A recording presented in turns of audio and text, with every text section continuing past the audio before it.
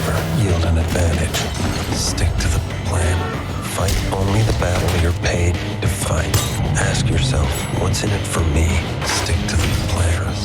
Empathy, weakness, and vulnerability. This is what it takes if you want to succeed. Simple.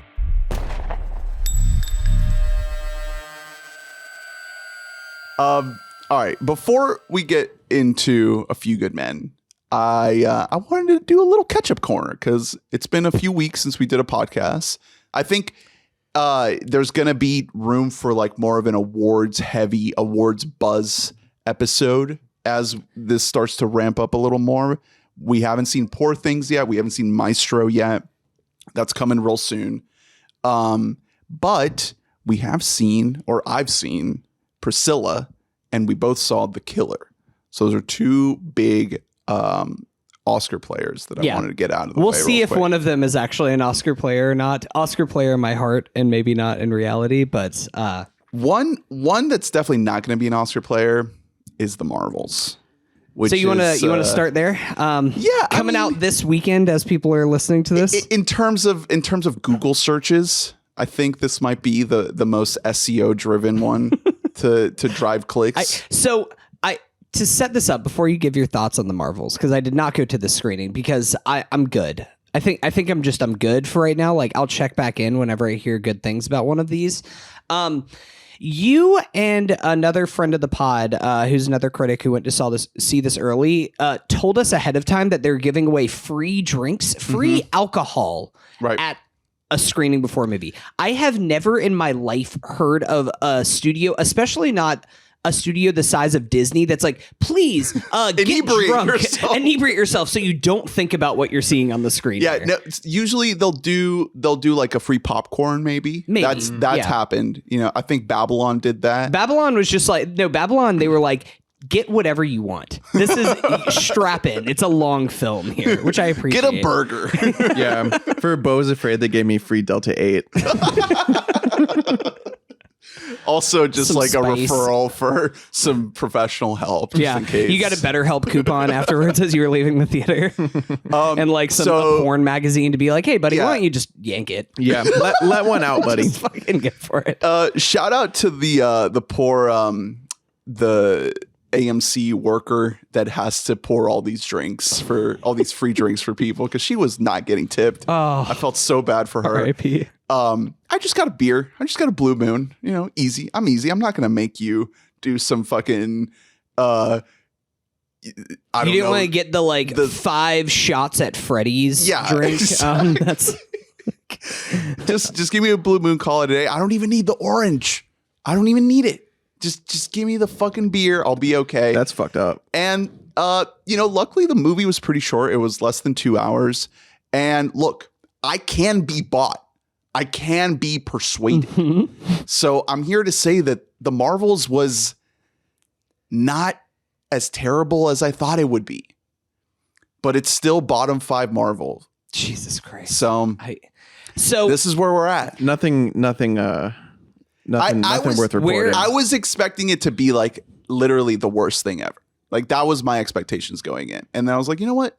Gotta at least lean into this in some way. I have a couple questions for you. So this is better than Quantum Realms? Yes. Better than Quantum because Delta? the 3 leads, Brie Larson, Tiana Paris, I believe her name is, and Iman Vellani. Oh my God, I'm blanking on all their names. They are great together. Okay. And all the scenes that they are on, you can tell that they were on set together. Those are the best scenes in the movie. Just them riffing on each other, just being cute, just being cool. Everything else, when it comes to like the plot of the movie, the villain, the action scenes, trash. Just not what you want. There is like 1 or 2 good action sequences. Because it is like a little bit of a body switch movie where they're switching places, so that plays into some of the action there. Otherwise, it's not good. There's a mid-credits sequence that I'll tell you guys about off mic, where a friend of the pod, Adam, and I looked at each other and we were like, we're in hell right now. Like this is the worst thing I've ever seen in my life. So yeah, it's it's looking pretty bad for Marvel. In the week since we recorded, there have been multiple articles released on places like Variety and Hollywood Reporter, I think, just reporting on the dire state of Marvel Studios right now. And this movie just feels like a culmination of all that. Hey, on the other side of the coin, funny, I just brought up Beau is Afraid. I guess maybe we did talk about this back then, but did you see it that Martin Scorsese compared it to Barry Lyndon? Beau is Afraid. Beau is Afraid? Oh my God, let's go. No, Marty said at the he is winning so hard. No, Listen. Marty is out there. Yeah, Marty's keep just dropping the them best. Marvel movies. Let's see if y'all rebound. And Marty's just out here just like, I made a story about the rise and fall of America through this one tale. Look, this movie's bad. I didn't hate it as much as I thought I would. Like it's so short. It's so like chopped to bits. It's just edited to shreds that it's like barely a cohesive thing. Well, Jesus you're Christ. really selling me I was on going to it. say, And I Gotta tapped check. I out. gotta check this one out.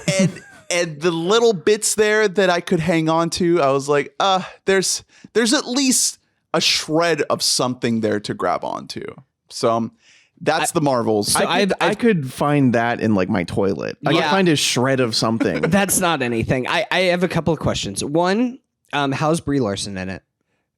I mean, barely even there. That sucks. Man, I remember whenever I saw Room in 2015 and I was just like, damn, Brie Larson is like number one pick. Like I'm in love with her. I love her. I would just want her to be in everything. And I don't know what happened. We need to get And she Brie clearly Larson doesn't want to be there. out of car commercials and into good movies. The younger girl, Iman Vellani, she brings out the best in everyone she's in a scene with. Like this girl, if we can springboard this Marvel thing into a career for her, she's a star. She's incredible. This is what I wanted the most going into this movie, is just seeing her on screen and seeing her like basically own every scene she's in, and that's basically what I got.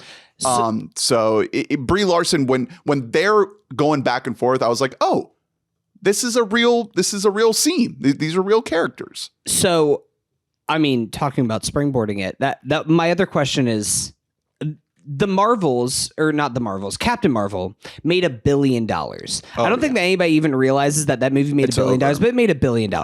What is your guess for like opening weekend? We're recording this on the Wednesday tracking. before. It's definitely tracking for under 100, like 70, I think last time I 80. saw it was like 60. Yeah, it's over. Which is tough. This is the year. Like what we're about to get ready to do our year-end pods in about a month or so in here, and when we look back on 2023, it's like this is the year when superhero shit just like fully caved in on itself. Yeah, like every single one is just. Invincible, new season coming soon though, so But that's not TV. we have something. Or that is TV. It's not Yeah. movies. It's a little bit different. I mean, when you see something like Oppenheimer make almost $1 billion, and then every other superhero movie The just Flash, critically yeah, underperform, it's over. It's over. I mean, as much as I would love to stand by this movie and say like, yeah, you know, female filmmakers, Nia DaCosta, like all this stuff, like, yeah, it's not. Don't lay it on her feet. It's clearly the fault of Kevin Feige and all these producers, but it's not what you want. Kevin Feige doesn't want women to win. Right. Yeah, exactly. So that's the Marvels. Speaking of wanting women to win, I saw Priscilla, the new movie by Sofia Coppola. I need you to compare the jawline of Jacob Elordi and Austin Butler. I know that we're talking about Priscilla, and you said female characters, but I just needed the comparison between those two men who play Elvis. I mean, I feel like Jacob Elordi not only has the more prominent jawline, he has the more prominent like shoulder Yeah, structure, he's actually stature. he's big. He's 6'5". Yeah, Austin he's Butler fucking ain't big. huge. It is actually terrifying how large this man is. There are so Like many. in movie studio terms, he's fucking Wembanyama out there. It's just like, what is this freak doing on my screen right now? There are so many scenes in this movie where he is so large that he barely fits in the frame. Sometimes he's standing next to a car and you're thinking, how will he fit inside of that car once he gets in it? It's really more of a Johnny Bravo portrayal. I had never seen a Sofia Coppola movie before this. This was my first. This was Wow. baby's first Okay. Sofia Coppola. Speaking of not wanting women to win, Jesus. Ernie saw Godfather Part 3 and was like, who is this? when I Get was her off when of I my was 6 years screen." old, my parents sat me down and they said it's time to become a rad femme, and they showed me Virgin Suicides. Okay, Dude, there you go. Virgin Suicides is incredible. Incredible movie. And Lost in Translation is like a 10 out of 10. Absolutely perfect movie. I need to see it. I need to see Marie Antoinette. I need to dive in. Beguiled. She's an awesome director. This was my first one. It really took me aback at her filmmaking style. It's very focused on like the tangible aspects of a scene, you know, like the props, the sets, the costumes, not as much like the dialogue, you know, and I didn't really expect that. And there's she's a vibe. yeah, there's so many sequences in this movie where you just get these close-ups of these items that are part of Priscilla's life, you know, these things that she has on the shelf or that she's kind of holding with her hands, things like a perfume bottle or a scrapbook or her shoes. And it starts to build out the world and build out her character and the story with these items and these tangible objects. And I thought the movie did a great job of just putting you in her perspective. Like that's it. The movie has her name on it. And I think that if you want to zero in on just her as a character and her point of view, it's a home run. I do think it runs out of steam a little bit at the end. It just kind of ends and it doesn't give us the full scope of the story that maybe I might have wanted. It is very truncated to her experience with Elvis. So I think in a lot of ways, this movie does live in the shadow of Elvis, the man and the movie Elvis, the Baz Luhrmann movie, because I could not stop thinking about Austin Butler when I was watching this, when I was watching Jacob Elordi. And at first I was like, oh God, I don't know if this is going to work. I don't know how I feel about this. But as the movie went on, I thought Jacob Elordi made this character his own. And I kind of loved him as Elvis. Like it's different. It's weird. It's not this big, bedazzled, showy character. It's something a little bit more restrained and reserved. I don't think this movie's going to make my top 10, but I highly recommend it. It's definitely going to make me watch all of Sofia's other movies because I didn't know what to expect going into it, but I thought, damn, whatever I could have expected, it was something different. And for a story about a real guy that we just saw a movie of last year, it felt fresh and unique. So I want to ask, because we are fully getting into Oscar season here, where people are going to start campaigning. And I guess 2-part question here. What are we thinking are like the awards chances for a movie like this? And the reason why I asked that is because A24 last year kind of won 2022. Obviously, what do they have with this year? Everything Everywhere, like sweeping fucking everything. So that's why I brought that up. They have Priscilla. They have Zone of Interest. Beau's Afraid. Beau's Afraid, I think, is found dead in a ditch as far as its awards considerations are concerned. And then the other one, I'm very excited for Zone of Interest, the new Jonathan Glazer film. Jonathan Glazer, Heads Rise Up. And then the other one is the Iron Claw, the Zac Efron. Let's go. There's also the Wrestling movie. Nick Cage Dream movie. Scenario, which I think just came out in limited release. I believe it might be wide. I'm not sure. Is Zone of Interest really not like a USA Network procedural from like from like 2008? You know, I think they might have had to like buy the rights off of a Wolf production somewhere just to get the rights for that name. Is Past Lives A24? Past Lives is A24. Okay, so That's they the other one. gotta go with Past Lives. All right, but did Past Lives come out too soon? Did people ever see Past Lives, or was it just for like us and just for like the critics there? They gotta promote. They gotta promote it. Something for like FYC. what was the movie last year that got some late run that came out at Sundance? Oh, I'm not sure. I mean, they're always able to kind of pull off something For A24? Yeah. for their 2022 movie After Sun. That came out like very early on in the year, Paul and Mescal then did get a people nom. kind of reclaimed that. It became like got on much of the list. So maybe Past Lives can have something similar to that, but I don't know. I think it's kind of a little bit of a loose bag right now that I'm interested to see where A24 throws their weight behind. Was there anything in Priscilla that you could see like an acting nomination or a screenplay or anything like that? I mean, I love the acting in this movie. I think everyone's great. Shout out to the girl who plays Priscilla. Spaney. What about like a set design type thing? I mean, it would be something like that. It would be costumes, set, or production. I think it's called production design. Yeah, I mean, if the acting categories this year are way too crowded for this movie to get in. I don't think it can do it. Maybe I'll be proven wrong. I don't think there's room. But I was very surprised by how much I enjoyed this movie. It just felt like it can't escape the shadow of Elvis and Baz Luhrmann and Austin Butler. And it kind of is better for that because it actively moves away from that movie at every possible opportunity. It's not trying to be that movie. It's its own thing.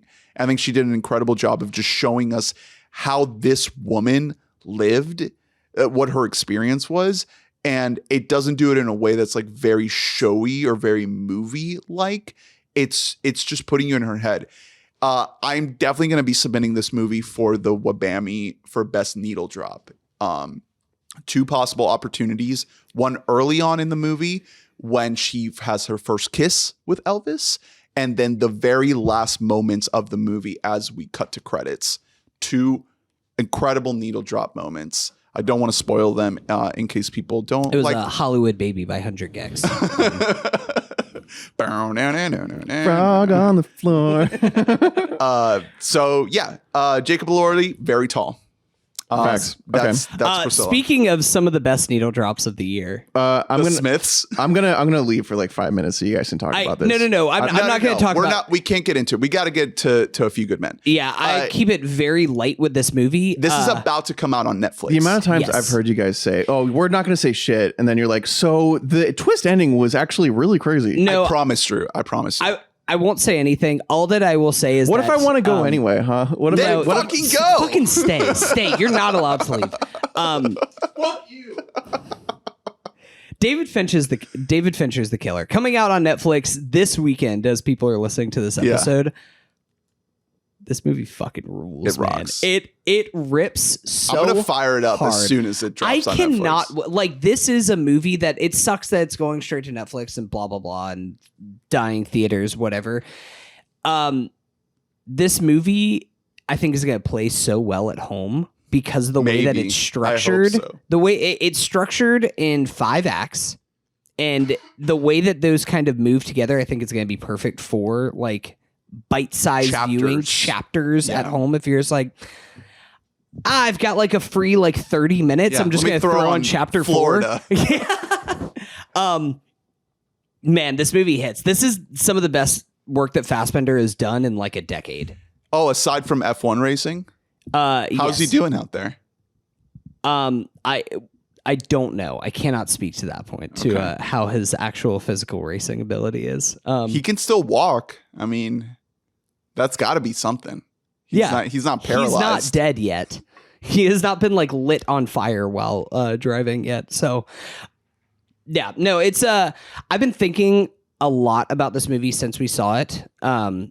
And kind of where it fits in the David Fincher canon, because I think in a lot of ways this movie is kind of in conversation with all of his movies, and specifically with like him as an artist. Like it's so interesting to think about this movie as his follow-up to Mank, because Mank was almost him just like trying to like, I'm gonna play the game the way that people want me to. I'm gonna like do all the interviews and kiss all the babies so I can get Oscar nominations. And then Mank got shut out for like everything that mattered. It got nominated. It got nominated for a bunch of stuff. I think it might have won some technical things. Cinematography. That was a big. You were freaking out about that when Mank won cinematography. I remember because Mank matters. Mank is important. We love Mank. I kiss my Mank pillow every night before I go to sleep at night.